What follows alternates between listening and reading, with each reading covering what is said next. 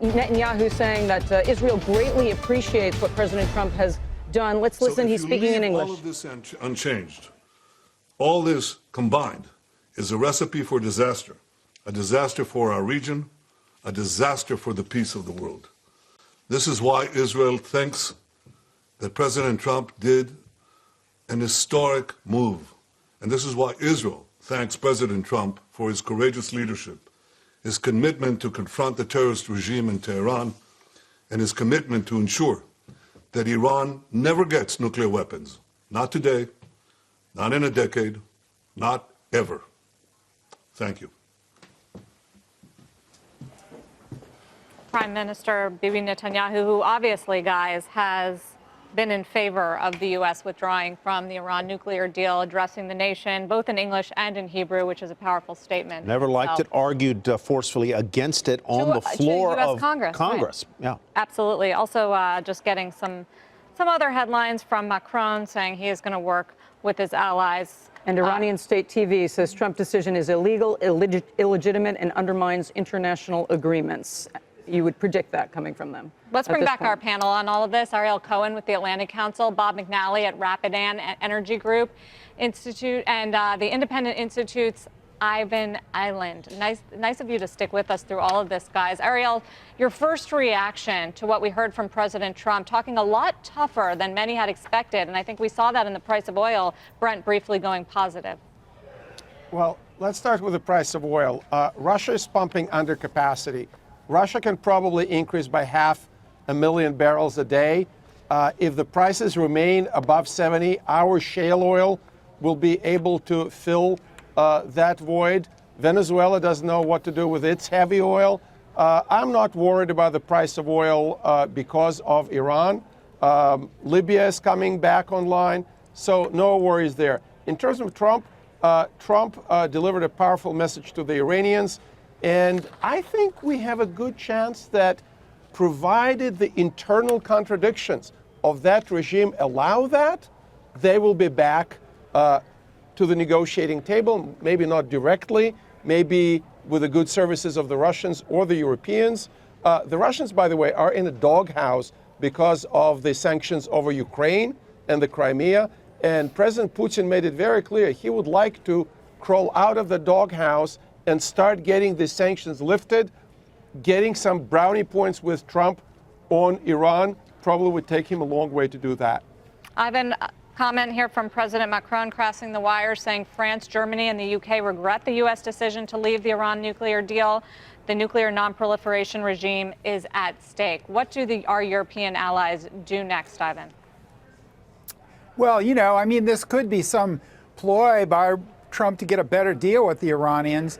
Of course, he tried that with the South Koreans, and he got a little bit better trade deal doing that. But, you know, as I was saying before my previous point was interrupted, you can do this tough guy negotiation thing, but this is beyond that. This is breaking agreements that the United States, not just Obama, agreed to. And presidents can't come in and say, well, I'll keep the agreements that I want that I negotiate and I want, but I hate my predecessor and I want to undo everything he does. So both Presidents Obama and Trump represented the United States. The other thing I noticed about this was how close the verbiage was to George W. Bush's verbiage when he invaded Iraq, which turned out to be a tough guy disaster move. He said Iran is the world's greatest sponsor of terrorists and shouldn't have these powerful weapons, almost identical rhetoric.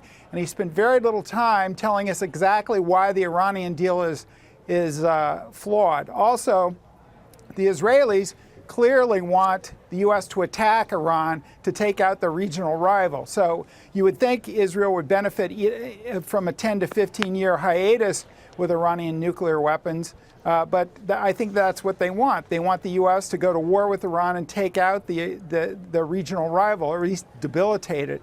And so I think, you know, the Israeli government, I don't think necessarily always has the best interests of Israel involved. Yeah. Let me turn to Bob. The president said that the sanctions will come back and that if Iran begins to develop nuclear enriched fuels and weapons, that will suffer as never before.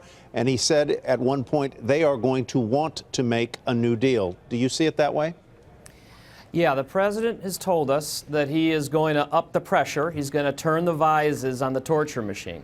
But I agree with your colleague a little earlier. I want to hear that Treasury briefing. I want to hear the White House briefing. I'd like to see the details of when and how sanctions would go back into effect. That was not specified at all. When, how, on whom, under what circumstances, what carve-outs there might be. I remember a speech by President Trump about the Cuba policy and how he was going to change it dramatically. And then ultimately, when all the details came out, it wasn't quite as dramatic as had been promised. So, Bob, you make a point that I think we've all been thinking about here, and that was one of the areas where he said that, these sanctions are going to come back and presumably come back very swiftly, but the exact scope and reach of them, as well as the timing, was something that was not specified. That's right. And, the president has enormous discretion. He could impose every sanction tomorrow if he wanted: oil, banking, insurance, etc. Or he could follow the law that exists and wait 6 months to assess the oil reductions, wait till July for banking. So we really do need to see the details here before we can calculate what kind of economic pain the president is about to administer to Iran. I think that's going to be very important and only clear from the details, not from this announcement. Ariel, we told you earlier that Iranian State TV is calling this illegal, illegitimate, and undermines international agreements. What other kind of reactions would you expect from the Iranian regime right now? Rouhani is under a lot of pressure from the so-called hardliners. But Rouhani himself has a pedigree of being a hardliner, so there are no really softliners in that regime. The Iranians have a bunch of options in terms of terrorist attacks, in terms of using the Shia minority, for example, in Saudi Arabia, to destabilize Saudi Arabia. The Saudis are under a lot of pressure and are scared of the rise of the Iranian power in the region. They're involved in a war in Yemen nearby. And what my colleague Ivan Eland said about insinuating that Israelis wanted America to get into war, Israelis are the ones who are threatened by the Iranian regime with annihilation. Let's not forget that. Bob, to your question, hold on one second. Treasury has just put out a statement saying they're going to be reimposed subject to certain 90-day, 180-day wind-down periods, and OFAC has already posted to its website, the Office of Foreign Asset Control. Bob, is that quicker than you might have expected? No, that is not. Could have been a lot quicker. It could have been a lot worse. That suggests a 6-month wind-down period. We do have to hear whether the import reductions will be assessed during that wind-down period or will it start after that. The bottom line here is the president can go one of two ways. Seems to me, folks, that we've got sanctions on a lot of countries right now. I wonder how well they really work. We've got them against North Korea, we've got them against Cuba, we've got them against Russia, we've got them against certain players in the Chinese banking system, and we've got them now reimposed against Iran. Do they work? They do, because whatever the disagreements other countries may have with our policy, there's one thing they love more than anything else, and money. That's dollars. Exactly, access to the U.S. banking system. And if President Trump puts the choice to every country on earth and says you can deal with Iran or you can transact with the United States, but you make the choice, most countries are going to go with the U.S. It's a tough choice to make. They won't like being forced to make that choice, but most rational countries and companies are going to choose the U.S. banking system in dollars over dealing with Iran.